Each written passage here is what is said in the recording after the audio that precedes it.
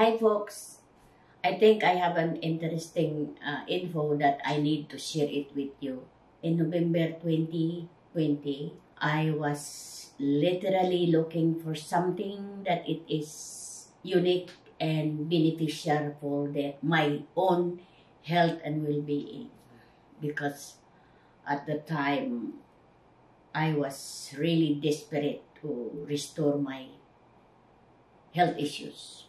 I made a decision to take a walk, COVID walk in the park, because it is, you cannot go anywhere but in an open field.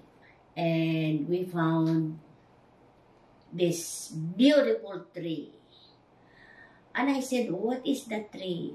What is the name on it? They have lots of fruits. I just go and pick up the ripe one, and I taste it. And oh my goodness, it was a good taste. It is like a little bit sour but sweet. And the name of that tree is Houghton berry.